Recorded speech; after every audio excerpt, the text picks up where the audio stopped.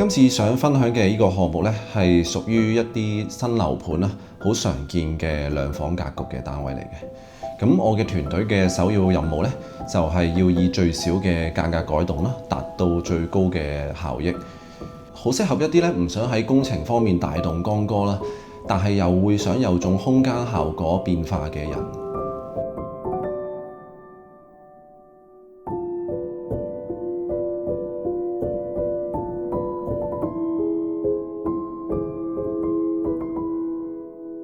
單位咧係一個典型嘅兩房格局啦，配有一個小型儲物室，住落咗一對情侶啦，同埋佢哋養嘅4隻貓嘅。單位咧擁有一個山景咧，而且非常之開揚啦，所以咧我決定咗將細房同客廳之間嘅牆身拆除啦，加強翻個採光同通透感。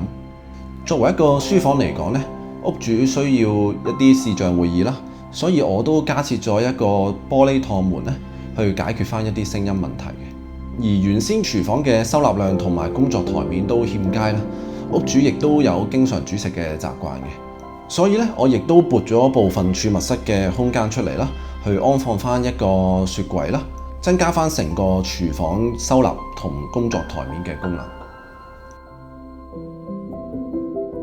我將大門附近嘅空間咧整合為一個功能為主嘅區域啦，解決咗大部分嘅收納需求，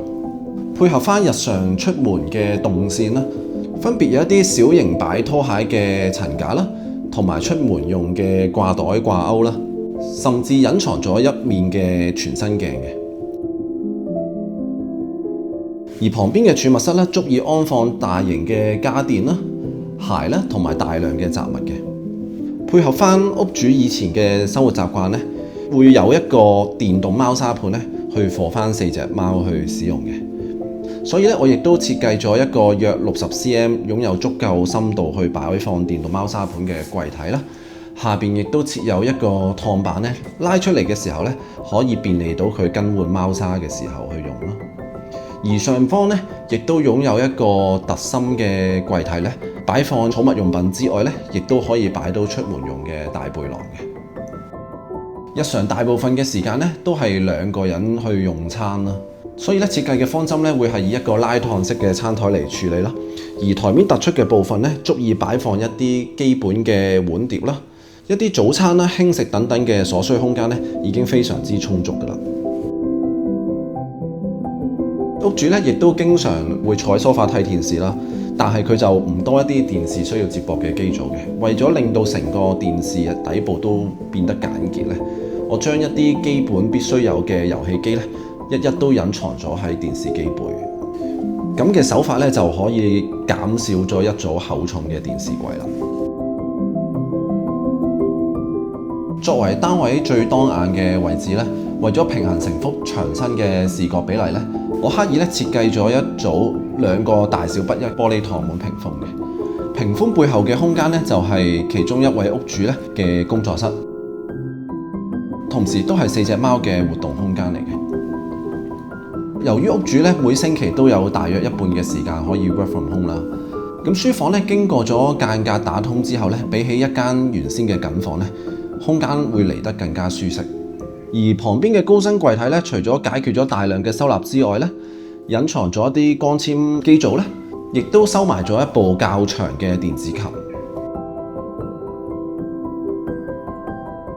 而上方咧，亦都設計咗一個循環動線空間咧，俾4隻貓貓去使用嘅。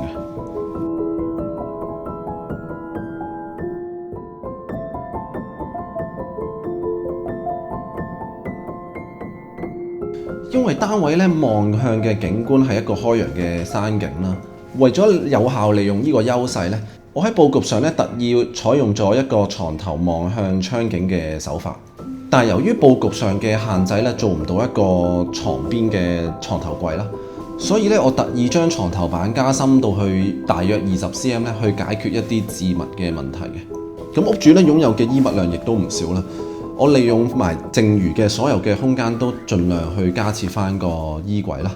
咁呢一個嘅衣櫃嘅內間隔咧，我哋亦都花咗好多嘅時間同心機啦，去同屋主商討每一類型嘅衣物啦，甚至係一啲嘅手袋嘅擺放位置。廚房方面咧，我加設咗一道大型嘅玻璃趟門去分隔翻4隻貓啦。經過間隔改動之後咧，廚房足以安放大型嘅雪櫃啦、洗碗碟機之外啦，亦都擁有一個非常之寬敞嘅工作台面俾翻2位使用。想趁呢個機會咧，同大家做個少少嘅分享。喺起初咧，聽到屋主有養4隻貓嘅時候咧，咁我靈機一觸咧，就問咗屋主攞4隻貓貓嘅圖片啦。咁原意咧就係想睇下佢哋嘅模式啦，會唔會可以作為我今次設計上配色嘅參考嘅？設計師喺做每一個新嘅項目嘅時候咧，都會好渴望追求一個新鮮感啦。而呢種新鮮感咧，往往就會喺客人嘅一啲個人品味啦、一啲性情上邊咧，就係帶到俾我哋呢一種新鮮感嘅主要來源。